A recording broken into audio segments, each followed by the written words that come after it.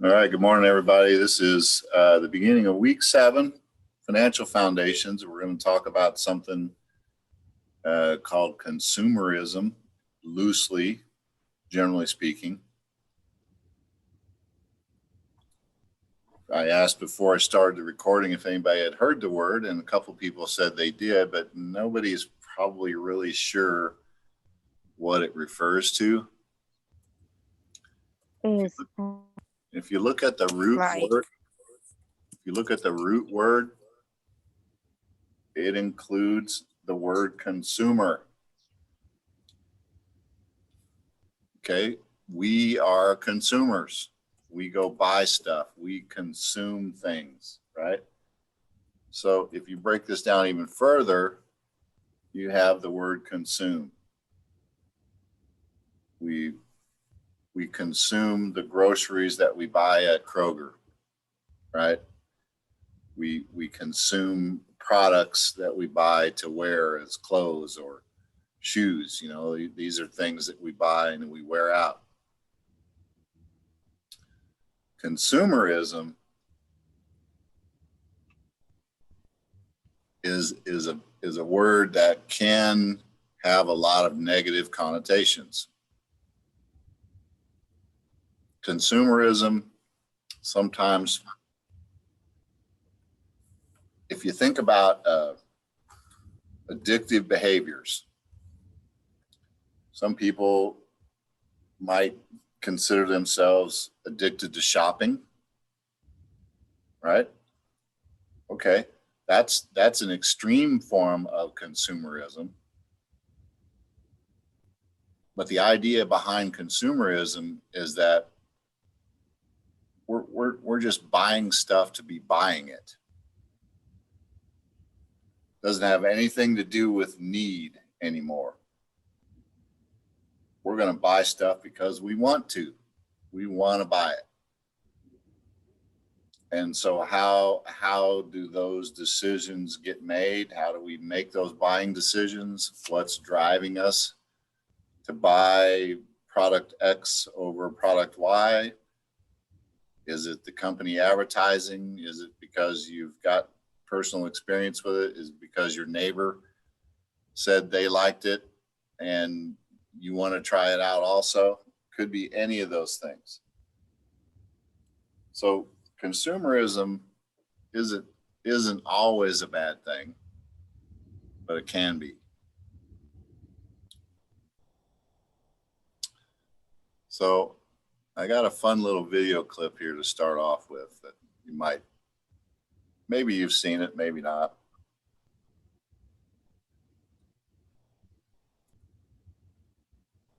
This particular clip comes from a movie called Fun with Dick and Jane. It's kind of old if you've never seen it. Meet Dick. He's a loving husband. I'm sure this is a good idea. Just remind him to be a little less vocal. With a promising career. The big boys will see upstairs. Which floor? 20? Not the 51st. Congratulations, Mr. Howard. But just when he thought he was on his way up, I believe I can touch the sky. I believe. his company What's going on? Hey, there's a fire. Somebody should call. I'm so lucky that I keep covering my backside. sold him out. He bankrupted the company. He's getting away with $400 million. Our savings, our pension, everything is gone. We may be in a little bit of a pickle, Dick. I'm on the street says today. I didn't even know they could do that. We followed the rules and we got screwed. When I grab a cup of coffee while I Ice mocha sounds nice. All right, everybody. 2 ice smokers. Let's go. You okay, hon? I'm okay. All right, nobody's trying to follow us because we're desperate criminals. We're crazy people. Are these non-fat muffins? Are they non-fat muffins? I think so. Oh, geez, hon, you got to get some of those. You can This Christmas, they're using their new skills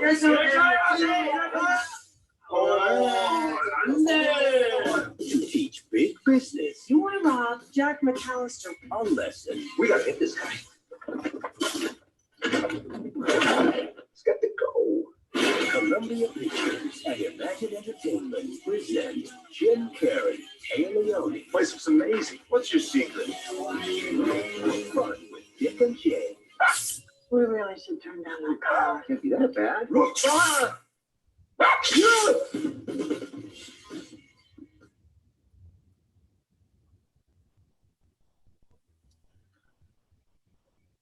So what do you think that clip has to do with consumerism?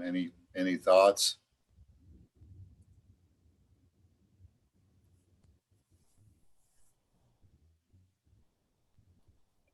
I think he had to. Oh, how to get the word?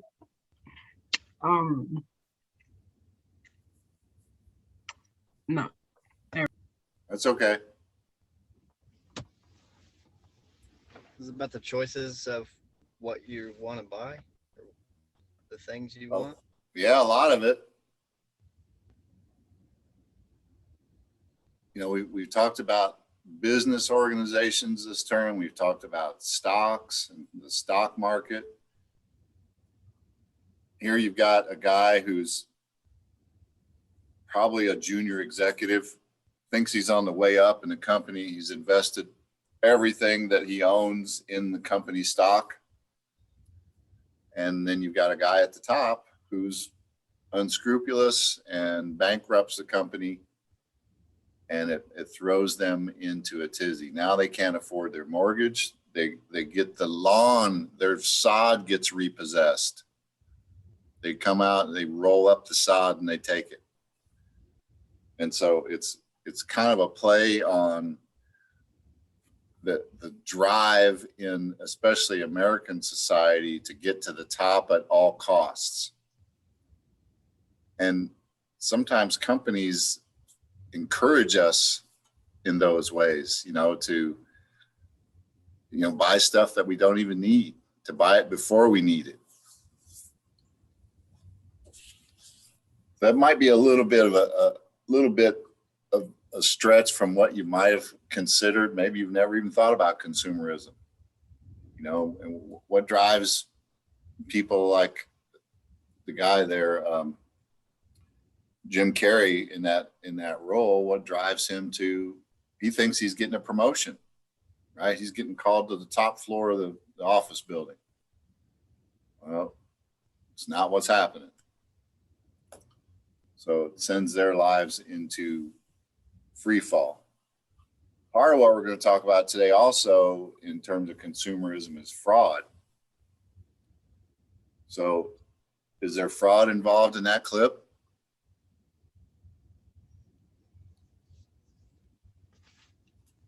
Yeah. Probably something illegal going on there. Why are they shredding all those documents? What do you think's in that trash can that's on fire?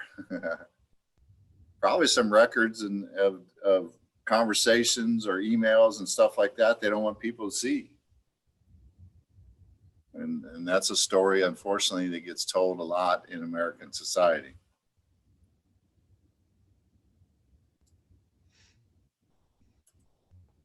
Now, I'm going to pause this for once. Consumerism can take a lot of different forms. It can be fraud. It can be somebody that buys a big house and can't really afford to furnish it out. But, they want to keep up with the Joneses. They want to have what the other people's down the block has. They want to look good.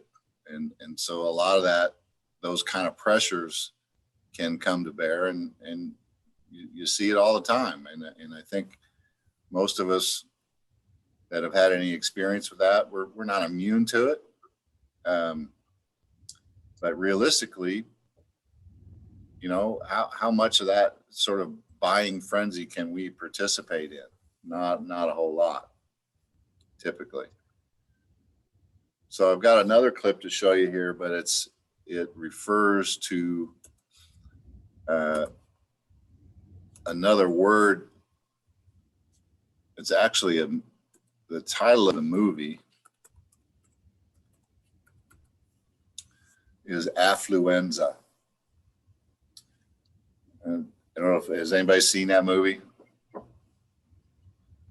What about this word? It's not an actual word. It's made up. It's a blending of two different words. The first part of it comes from the word affluent. Affluent are people that are well off.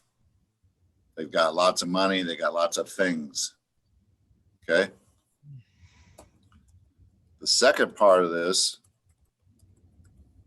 comes from the word influenza. That's the flu. Influenza is the technical term for the flu, the common flu, comes around every year, different forms. So why would the people that came up with this movie title mix those two words together?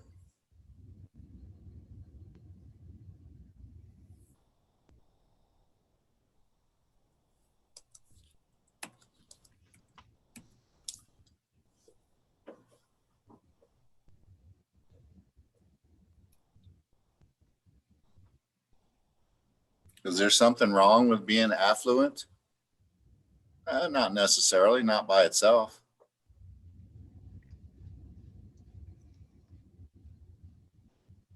What about influenza? Everybody gets the flu now and then.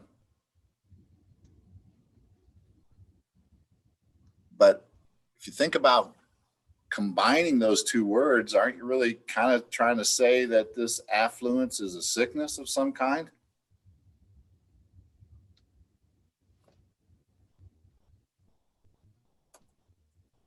Is it a sickness? I don't know, but I think that's what the producers and the people that came up with this movie were trying to impress upon us. Affluenza. It's the drive. It's another form of consumerism. It's the drive to have more and more and more material things, and that those material things reflect your status in life.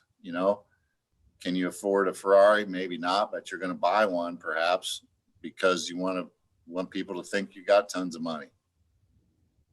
I don't live that way. I don't hang around with people that do. I don't know anybody that does that. But there are people out there, I'm sure, that are like that. And so this clip kind of starts to help people see what happens when we let our consumerism carry us away.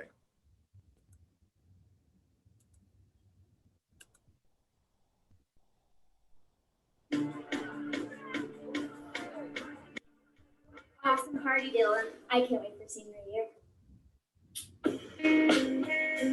I was wondering if I could maybe stay with you two a little longer. Stay as long as you want, Fisher. Who's that guy? That's my cousin. Fisher, it's my boyfriend Todd. So you coming with us tonight? No. Where am I not going? To think that you two share the same gene pool. Go with Carson. So tell me about your cousin. I think Todd makes her happy. I don't think Kate has a lot to complain about. You gotta promise me something. You can't hurt her. Your house is beautiful. You're beautiful. It's his birthday we're celebrating. Really? He would love you to be a special guest tonight. Is it really your birthday? Feels like my birthday. Must be nice not having a job. Hey, I don't understand. You're with both of them. Todd didn't call me last night. He didn't text me this morning. Right. She gets a threatened by your juvenile stereotype fascination, my girlfriend. It's real, Todd. Hey, tell him. There's no money in this family. The bank owns it all. Kate, please wait. What? Daddy Warbucks is going to prison. You weren't going to tell her? Get out! I need to go home. I don't have it. I want you out. I don't even know what I'm doing here. That's great. Fine, then I'll see you later. What's the point of making all of this money? You can't connect with the people that you love.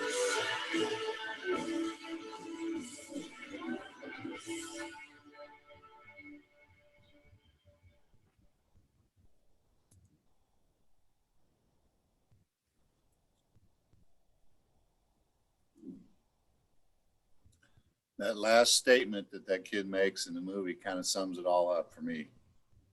What's the point of making all this money if you can't connect with the people that you love, right? Money just buys you things. The Beatles sang about it. Can't buy you love. Any other impressions from that? Anything that any of those actors said or were depicted as doing that made an impression on you?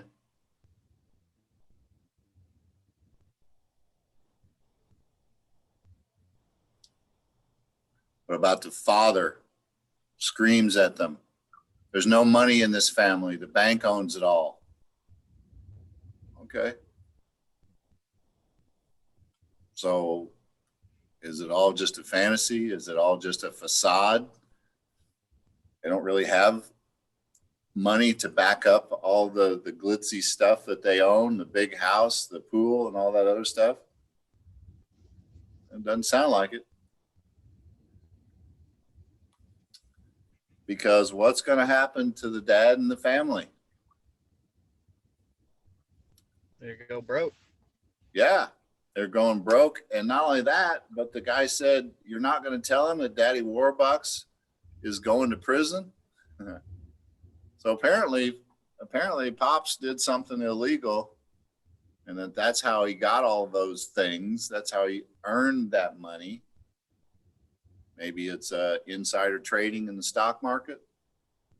Maybe it's a scam of some sort that he's pulled on people and swindled them out of a bunch of money.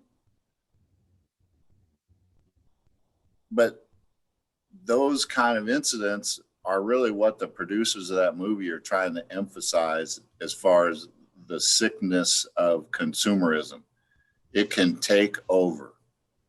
It can make people do things that they wouldn't otherwise ordinarily do. Any other thoughts or opinions about that clip?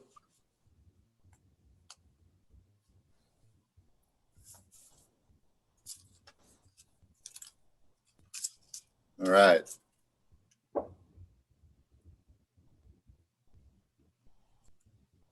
We're going to do a quick little survey, a little questionnaire. Unscam yourself.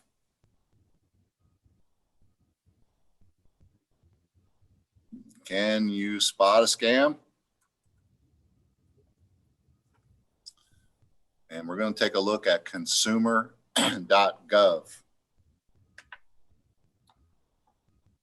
Consumerism. There's that word again, consumer. Consumer.gov. Why would the government have a website dedicated to consumers?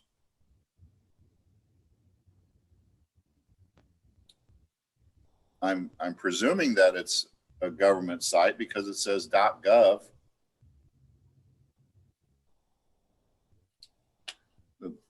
The government must be concerned about scams. Well, think back to what we looked at with the stock market. Remember those examples that we looked at the end of the handout where people were doing things wrong? They were doing things that were illegal and people were losing money. Think about all the government agencies that would be involved in that sort of thing. So there are people at the level of government that are trying to help protect consumers. Sometimes they got to protect us from ourselves.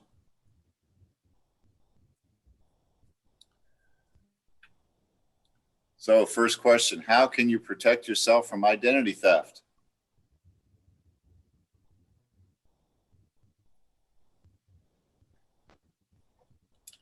Never tell anyone who you are, ever? Probably not. Can you use fake names? That's not a good idea. Only give out your social security number if you have to, or only give out fake social security numbers. What do you think the answer to that one should be? A. Probably not. I'm gonna say C. It's going to be C. You're going to have to tell, to live in society, you're going to have to tell people who you are. If you're on Facebook or on any kind of social media, you already have. And there are going to be some situations where you need to give out your social security number. But you better make sure that you check those recipients out. Who are you giving that information to? If you give out your social security number and somebody finds out your birth date, very good chance that you can be a victim of identity theft.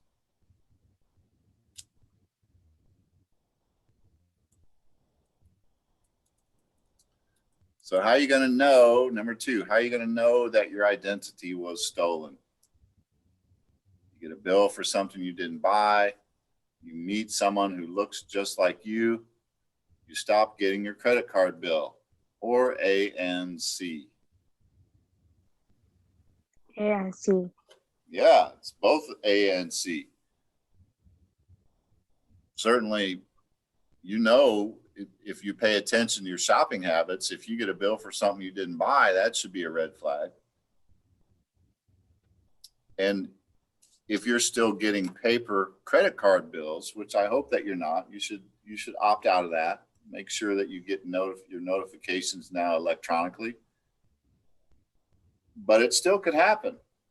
Somebody is taken over your identity. They can reroute those credit card bills to some other location, to some other address. And if all of a sudden you can't access your credit card account and you haven't done anything, you haven't changed your password, could be another red flag that your identity has been compromised.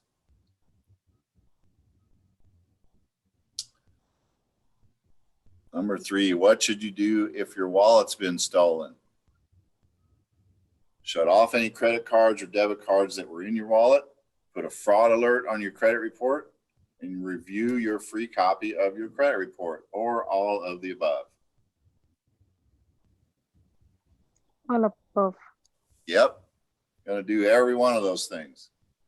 And that is a hassle for sure, but it's still gonna be less of a hassle than what you're gonna have to deal with if somebody goes out there and starts to run up your credit cards or uses your debit card and empties your bank account. That's really worst case scenario, because that debit card is going to be tied to your checking or your savings account, maybe both. Credit card, though, you're going to have some protection, but you got to let people know. Stop those cards from being accessible immediately. Card companies are happy to do that. They'll send you out a new one as soon as you notify them. And they don't want to have to mess with fraudulent purchases either. So they'd much rather shut off your card and have you deal with a few days maybe of inconvenience than have to go clean up after somebody has gone out there and bought a whole bunch of stuff fraudulently.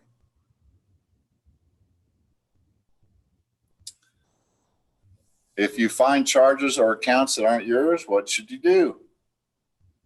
Don't worry, it'll all get sorted out. That's the first answer. B, pay the charges. The company will pay you back when you prove they're not your bills. C, call and explain, follow up with a letter, and keep a file of your letters. Or D, keep your fingers crossed. C. Yep. Call and explain, follow up with a letter. I would even expand that now to say follow up by email, and make sure you keep a file. documentation is your friend in these kind of situations. If you have a dispute with your credit card company and there's a charge that you don't recognize, you're entitled to dispute it.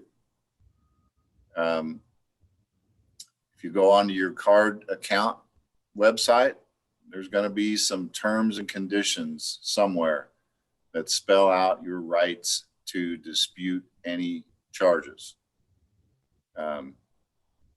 And what that does is it puts the burden back on the credit card company to contact the vendor or the place where the card was used to prove that the purchase was done by somebody else or it was done by you.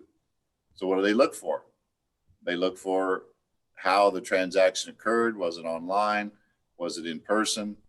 Did somebody sign for it so you can verify that the signature wasn't yours?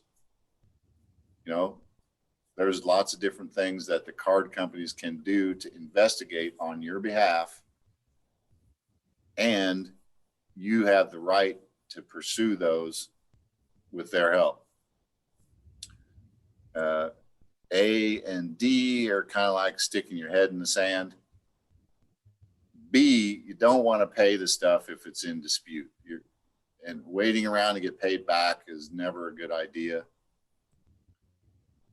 because now the card company doesn't really have much of an incentive to go investigate. If you dispute the charge, the card company is going to go after the merchant and find out what happened, because they're getting ready to pay them something, or maybe they already have, and they want to know if they should get that back.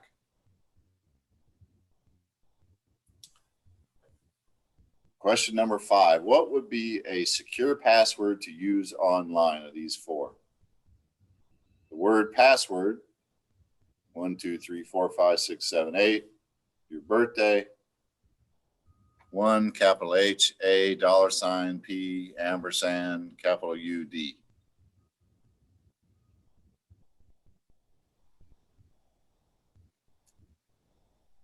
Is A the word password? Oh my God, Sarah, you didn't just say that, did you? Never, ever, ever do that. That's the least secure. If anytime you're signing up for something online, what are they going to do? They're going to tell you most of the time that it needs to be 6 or 8 characters in length. Oh yeah, it's gonna be between letters and numbers.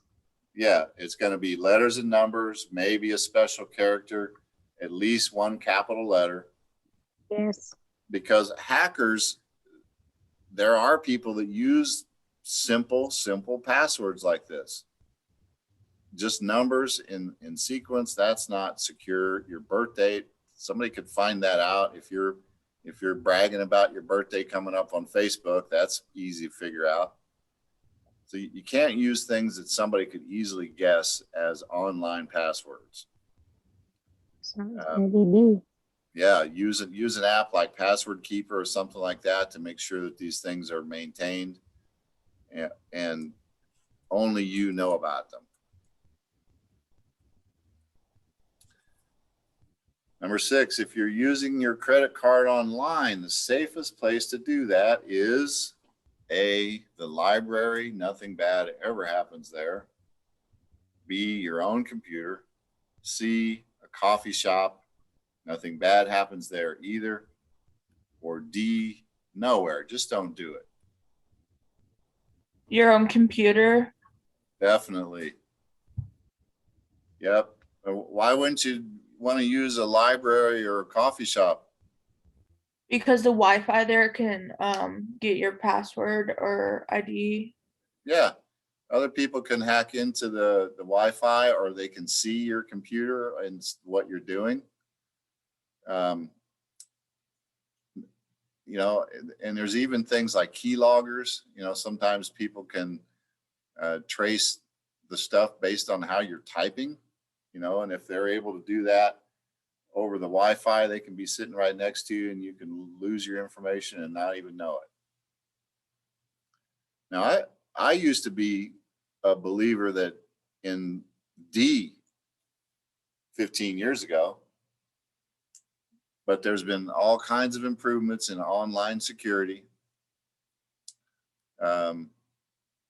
You know how to identify by the web address a secure website?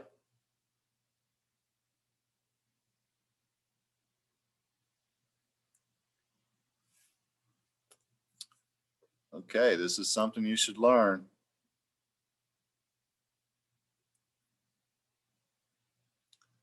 Something everybody should know.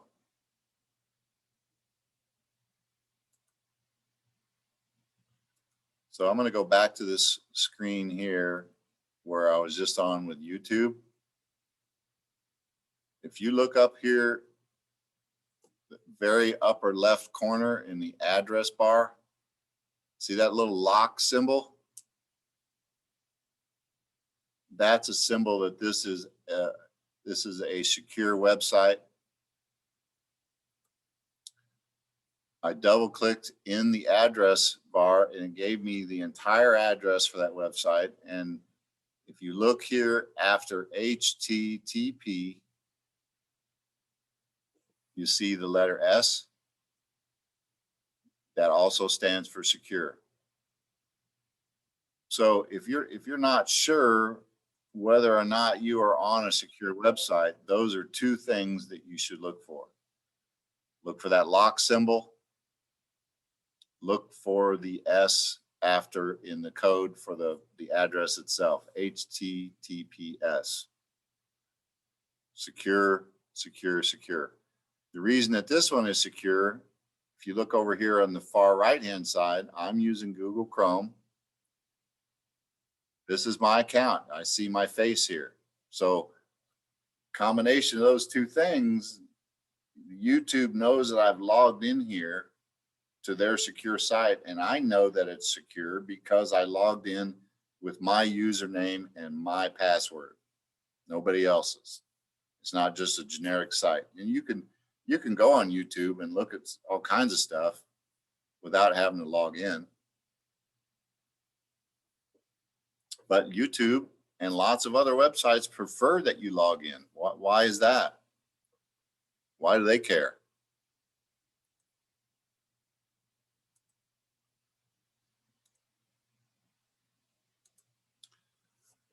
Well, how do most of these websites make money?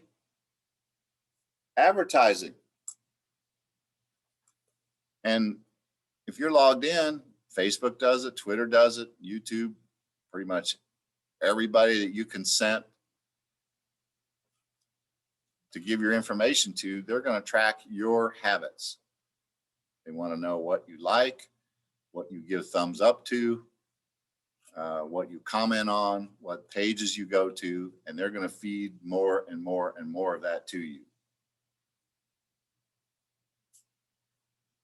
That's how their algorithms work. So just be aware of that. And if you wonder why you're only seeing a certain type of information on Facebook, that's probably why. You're only looking at certain things. You're only clicking like on certain things. And so Facebook thinks you want more of that. That's what they're going to feed to you.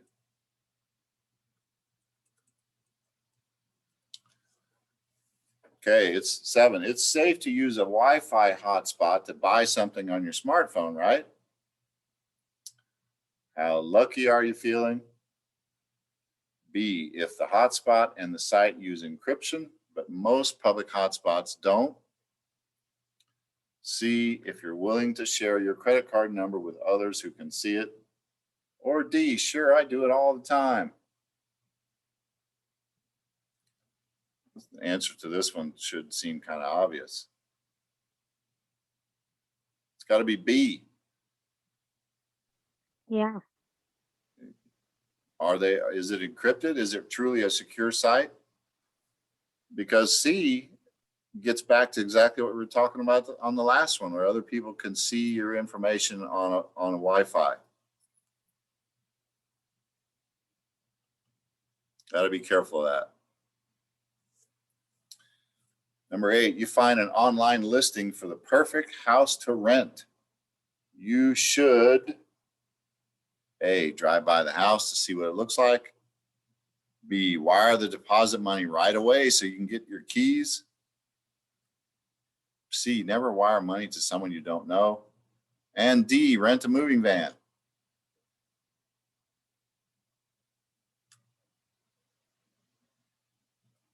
I can see 2 answers being relevant here. Yeah, me too. So I'm gonna say like A. Yeah. Um, How about C? Never wire maybe money to someone you B. don't know. Yeah, it is. It's right also. And so what does that do? If you drive by there, you know it's a real property, right? Yes. People can put anything up on the internet. You can't believe everything that's on the web. Craigslist is notorious for these kind of scams. Somebody's Yeah. got an apartment to rent, a house to rent, a nice looking place, got some pictures. Well, heck, anybody can go pull pictures off of Google Images. If people are willing to send them $500 deposit without checking it out, then they probably deserve to get scammed on. This day and age, you should never do that sort of thing without physically checking it out or doing a background check on who it is that you're thinking about sending money to. If it's Joe Blow rental properties and they've only been in business for 30 days, or maybe they're not even registered with the state to be a business, I'd run. So just protect yourself in those kind of situations. Number 9, you get an email from your bank. Your account has been hacked and they need your account number and PIN. You should A, delete the email. The bank already has your account number and PIN. B, call the bank to see if your account really was hacked. Or C, quickly click the link or call the number to give them the information. Or D, A and B. Is B. It's A and B. The bank doesn't need to call you for that information. No bank is ever going to call and ask you for that. They already have all that. It's in their system. Their system is not going to crash to the point where they have to call you as an individual and get your account number and PIN. If you're still a little bit leery, you're not sure, then call them. Most banks, especially, and that does a couple things. If you call them and ask, chances are pretty good that email has gone out to a lot of other bank customers. And if their customers start to call and say, hey, is this really from you? Then the banks can put out an alert. They can say, hey, they got somebody posing as a Citibank official out here trying to get your account information. It is not Citibank or whatever the bank is. It doesn't matter. And so you as a customer can help the bank out and help yourself and others in the process by letting them know, hey, I got this. This is out there. The other thing that you got to pay a special attention to on emails that come from a bank. It's like I showed you with that YouTube address. If I'm a customer of Chase Bank, for instance, and I am, any emails from Chase Bank better come from chase.com. www.chase.com, not www.chase/something/something/something else.com. Spoofing bank email and website addresses is one of the oldest scams in the book, because all you got to do if you want to make it look like Chase Bank, go do a quick Google image search for Chase Bank and you're going to have all their logos. All you got to do is copy and paste it into your email. Make it look like it's officially from Chase. But go to that address bar at the top or click on the information button that tells you exactly who this email is from. It better come from the documented owner of that website, chase.com, no other entity. And for sure, delete the email. Don't save that stuff. I wouldn't even open it. Check mark it, click it as spam, put it in your spam folder, and then when you're ready, I don't know what you guys do, but I check my spam folder every day. I'm very active on all kinds of different stuff where emails involved. I don't want something to get lost, but I also look to see who's trying to scam me. I don't read the emails. I just look at the titles. You know, and the most famous one probably is the Nigerian prince that's needing an American bank account to help them, recognize his fortune, and he needs your help. Well, now come on. Anybody that falls for that kind of stuff nowadays is got other issues. So don't be a victim of any kind of fraud like that. Number 10, you get a pop-up or an email that says your security software is out of date. You should click on the link to update your security software right away. Close the pop-up or delete the email. Click the link to see if it looks legit, then update your security software. Or A and C. A and C. I'm going to click B. Close it before you're gonna make sure it's like what this is for. Hey, this is my computer we're talking about here. I know what security software I have. I have it set up to update automatically. Wow. I'm not going to get a pop-up or an email that tells me my software is out of date. And any of these emails and pop-ups that you see they'll tell you, we've detected malware and spyware on your computer and we could make your computer run faster. If you click here, it's $29. It's a scam. What they're going to do is give you some malware because they're probably trying to get into your computer and steal your information. You have to know what you put on your computer.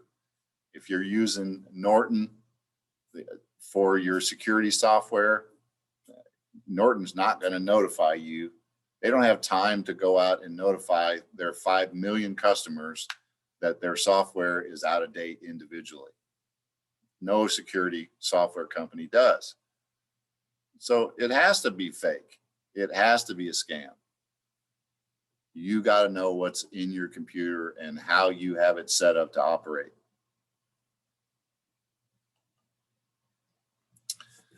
Number 11, you find the best car for sale online and it's cheap. So what do? You A, ask what color it is and decide to hold out for red. B, wire the down payment right away so you don't lose the deal. C, ask for more information and then wire the money. Or D, none of the above. D. D, yeah. Hey, go look at the car. Why is it so cheap? Well, I'd be highly suspicious. You know, go on to cars.com like we did last week. You know, if other similar cars are selling for, say, $3,000 and this person is offering the same car or a similar car for $1,000, I'd be really skeptical. What's wrong with this picture? You know, either the car's got a big problem with it or it doesn't exist and they're just trying to steal your money. Am I sounding a little paranoid here? Yeah, maybe.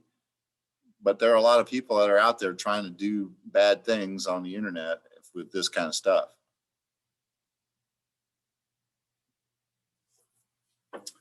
Okay, number 12, on your Facebook page, it's a good idea to A, post lots of pictures of your friends without asking them. B, tell people where you are and what you're doing all the time. C, know your privacy settings and check them when the site's policies change. D, be outrageous since nobody but your friends will see what you post. Yeah. B. Yes. C, I'm gonna C. say C, yeah, C. because the B, you have to, you not have to tell like people where you are or what you're doing all the time. Yeah. You know, Facebook makes a lot of suggestions about people that they think you might want to be friends with. And it's part of their algorithm. I don't know what goes into that, how they make those suggestions. But it might not even be a real person. It might be somebody that's spoofing one of your friends, somebody that you do know that's had their account cloned or hacked. So, and maybe they're out there just trying to figure out, okay, when are these people going to be gone so I can go break into their house and steal their stuff? So, okay, we go on Facebook and say, well, we're going to Australia for 3 weeks. Interesting information to that criminal that out there is looking for this kind of stuff. So for sure, you want to think about your privacy settings. You want to think about what you're posting on social media, because it can be used by people that want to do, you know, bad things. And it's a sad statement, but there are people out there that do that.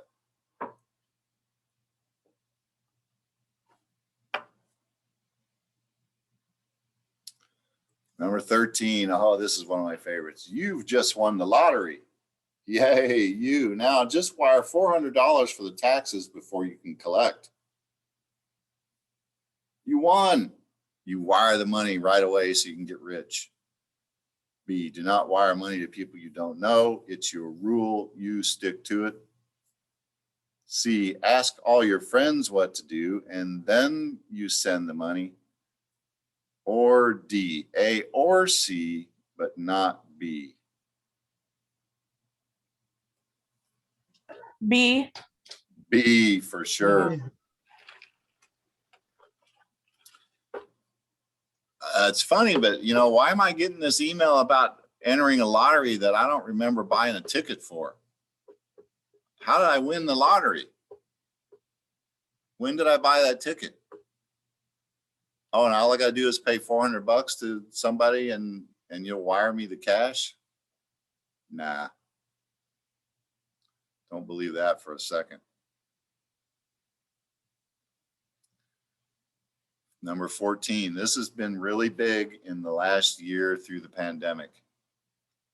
And unfortunately, there are probably people that have fallen for this because people get desperate when work is hard to come by. You find out you can make big money working from home. So you, A, call the phone number on the poster and give them your credit card number. B, click the link in the ad, fill out the form, and give them your credit card number. C, realize that it's a bogus offer and ignore it. D, ask your friends what to do, then sign up with your credit card number. Yeah, it's gonna be between C and D. I'm not sure, but between C and D. Not B. Oh, it's not B. D. I'm sorry. I'm gonna say between D and C, but I'm not sure it's what is C. That's. Yeah, I'm only gonna do C. I can figure this out without my friends telling me what to do. And I'm for sure not gonna sign up and give anybody a credit card number. I don't care what my friends say. You got to be smart enough to realize, hey, this is somebody that's trying to take advantage of people's desire to make money without having to do very much. Oh yeah, I'm just going to stay at home, get on a computer, and all I got to do is send out 50 letters, 50 emails a day, and they're going to send me checks. No. It never is that easy. Unfortunately, you see this kind of stuff even on a lot of legitimate job sites on the internet. So if you, like this first one, if you call the phone number on the poster, you think, oh, maybe this is legitimate. Let me at least make the phone call. And you're talking to somebody, and in the background, you hear lots of other voices. What do you think that's about? Lots of other people talking in the background of your phone conversation.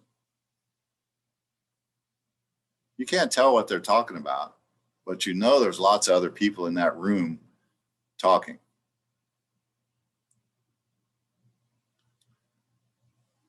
Are you familiar with phone rooms? They might be in Russia. They might be in Africa. They might be in India. They might be in Pakistan. They could be in Florida. It's a room full of people all making phone calls all at the same time, trying to get you to give them your credit card number. It's organized crime, basically. So if you hear in the background what sounds like a lot of other people talking, it's probably a scam. It's probably one of those phone rooms, and they got a lot of people trying to do the same thing.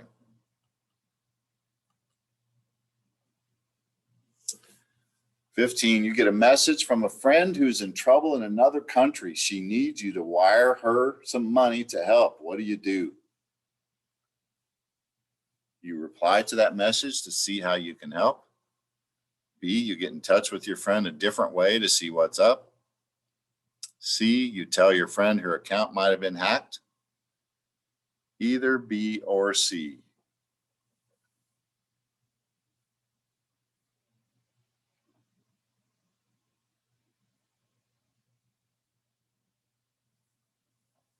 What do you think? I think it's B. I'd probably go with B also.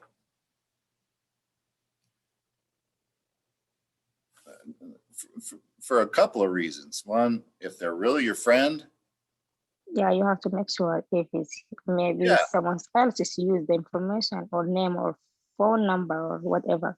Yeah, you're going to know, if it's somebody that's going out of the country and they're really your friend, they've probably been talking about it for a while. International travel like that could be very exciting. So out of the blue, you get a message that they're in another country and they're in trouble, and they've never said anything to you about taking a trip to another country. Plus, they've got their phone wherever they're at. You can guarantee that. You can text them. You can find out. You can send them an email. Hey, is this really you? And there's a variation on this scam that grandparents get sucked into. And it is somebody calls and say, hey, this is your grandson, Billy. I just got arrested in Florida and I need some money for bail. Can you, grandpa, can you help me out? Well, maybe they haven't really talked to Billy in a while, and older people, they get their memories hazy sometimes. Yeah. Oh yeah, Billy, I'm so sorry. What happened? Where do you want us to send the money? Oh, send it to this Western Union here in Tallahassee, Florida. Huh? No. So if you have elderly parents and you have grandkids and they have grandkids, you should tell them about that scam because it's out there.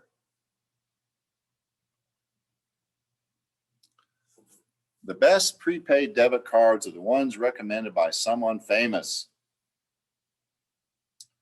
Well, A, they wouldn't say it was good if it was a bad deal, would they? B, I look for the lowest fees. I don't care who advertises it. C, who would know better than the financial people with their own TV shows? Or D, I don't care if it's the best deal ever. I'm not carrying that guy's card.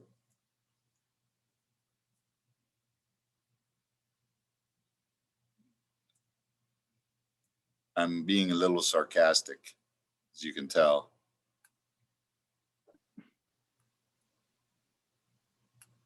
got to be B. If you're in Walgreens, you know, or Target, and you see that rack of debit cards and gift cards and stuff like that, does it really matter if some celebrity spokesperson is advertising one or the other? Aren't you going to go for the one that costs you the least? Well, of course, if you're a smart shopper, you're going to. And then again, that's part of that consumerism deal. You know, what are you being influenced by? How are your decisions about spending your money being influenced? You're really going to be that trusting? Oh, the famous people, they wouldn't really say it was a bad deal. It was good if it was bad, would they? Well, yeah, they're a paid spokesperson. They're going to say whatever they're paid to say. That's just the nature of advertising.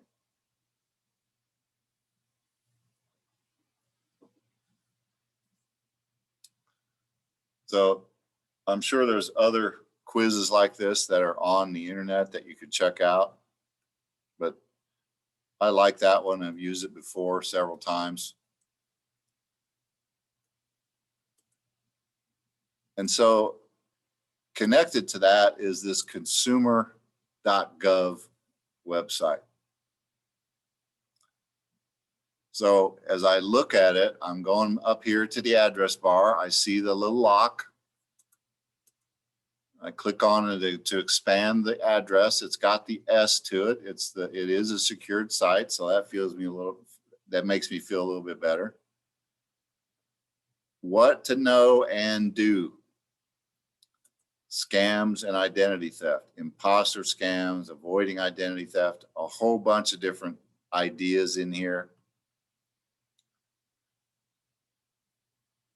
This all is underneath the Federal Trade Commission, protecting America's consumers. Okay, credit, loans, and debt. We've talked a lot about that sort of stuff already. How to manage your credit history, what to do in terms of using credit. Payday loans and cash advances. Do you guys know what those are?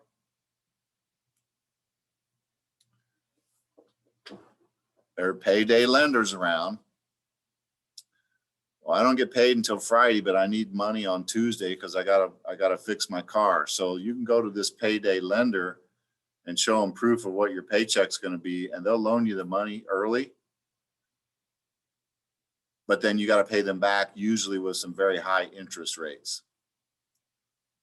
Not a good idea, because then now you're in a cycle of, okay, I got my money early, but now on payday, I don't have any money anymore. Not a good idea. Car title loans. Don't ever do that. Don't ever do that, because what that means is if you own your car outright and you need to go, you decide, it's like going to a pawn shop and you're going to give them your car title to hold as security for that loan. What happens if you miss a payment? They're going to come take your car. Not a good idea. Good section in here too on managing your money. I've got one last clip here to show.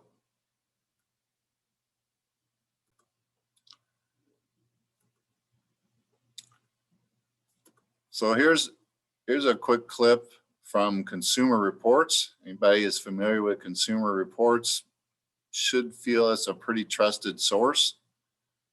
They don't take advertising, or they didn't used to. And their whole existence is based on doing things to look out for the consumer.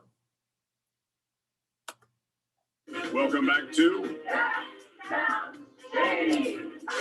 the game show where contestants answer tough questions about online privacy traps.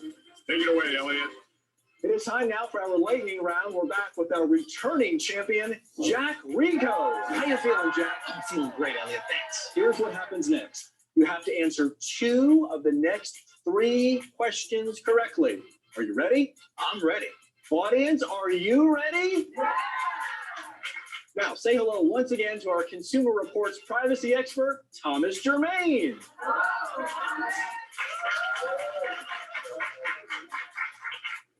Jack, first question here, no pressure. You get this email from your bank saying there's been suspicious activity on your account. You just need to click here, put in your account number. That sounds shady, Elliot. That's right, Jack. Well done. Tell our audience why, Thomas. Look closely. Phishing emails will often try and lure you in with an email address that looks official and pretty close to the company's legitimate one, but is off by a couple of letters. If you click on it, the link will take you to a website that may try to trick you into giving up your password, credit card numbers, or other personal information. So sneaky. Thank you, Thomas. Next up, Jack. You're taking an online quiz to find out which sitcom character you're most like. But to get the answer, you need to enter your social media name and password. What do you say, Jack? I love these quizzes. I've done these before. So my answer is, that is legit. Oh, I'm sorry, Jack. That is incorrect.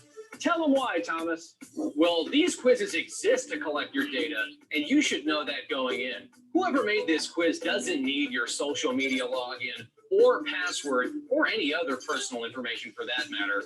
Don't give it to them. When they have it, they could use your information to log into your account, post things on your behalf, or scoop up your personal data. That sounds shady. Okay, Jack. You must get this last one correct to win our super duper grand prize. Here we go. You're tagged in a post on your friend's social media accounts. The post claims you can get up to 90% off the price of your favorite sunglasses if you click the link and enter your credit card info. For the win, Jack. I mean, 90% off sunglasses. What a bargain. Jack, we have to have your answer. That sounds shady, Elliot. That's right, Jack. Take it away, Thomas. Well, this is a common move for social media hackers, but good advice across the board. If you see a deal online that looks too good to be true, it probably is. And the last thing you want is for your credit card info falling into the wrong hands.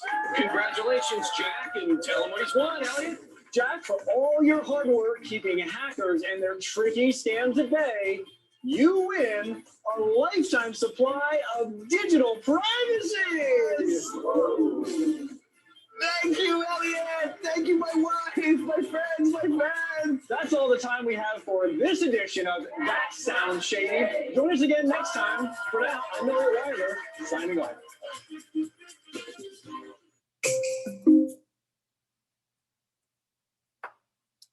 That sounds shady. So we've talked about some of the ways that we can protect ourselves, right? You know, there's services out there like LifeLock. You can put a credit freeze on through the credit bureaus. There's a lot of other things that you can do to protect your personal information, protect your privacy, make sure that it doesn't fall into the wrong hands. And the last comment that he made is especially true about purchases. If it sounds too good to be true, it's probably not true. That saying has been around forever. So to wrap up here, I want to show you a couple of the other things I've got included in your materials for you to look at.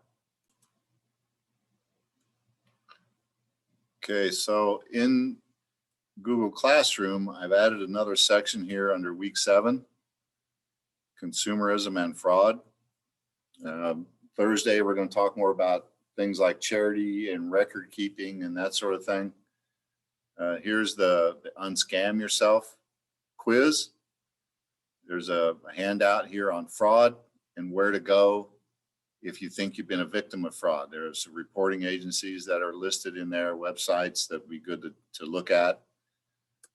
There's another one of these consumer awareness, handouts like we've used before. Let's see.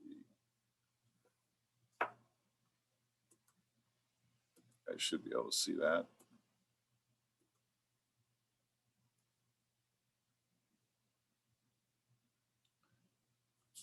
again, this consumer awareness handout goes into your purchasing decisions and what's behind them. You know, understanding why you make some decisions to purchase certain things can go a long ways towards helping protect yourself, protect your identity. You know, it's got some situations in here to forums to help you do some comparative shopping. Of course, with the internet these days, it's really, really easy to do that. A lot of places have price matching. So if you find a good deal, you should be able to replicate it somewhere else. The most interesting thing in this handout, I think, is this little scenario list here, solving consumer problems. You know, that I would encourage everybody to be sure and read that, you know, because it's, if you've got a problem, you know, what are you going to do about it? I mean, do you automatically try to get in touch with the company president, or do you go back to the store where you bought something? You know, typically you need to start with the closest local location where you can get resolution. And if you can't get it resolved, then, you know, take it up the ladder. Every business has some type of complaint resolution procedure. There's also, let's see, this other handout on consumerism and fraud kind of go together. And there's a material in here for what to do to help you preserve your own identity.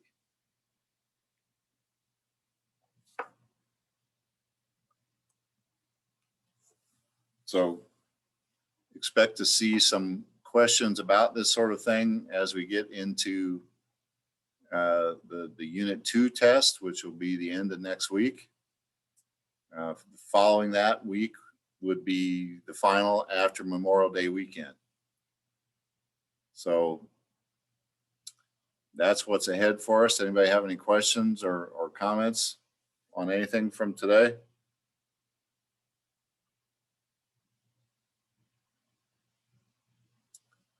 All right. Sounds good. See everybody on Thursday. Text me if you have any issues or need some extra help on something, okay? Bye, Jay. See you Thursday. All right. Thank you.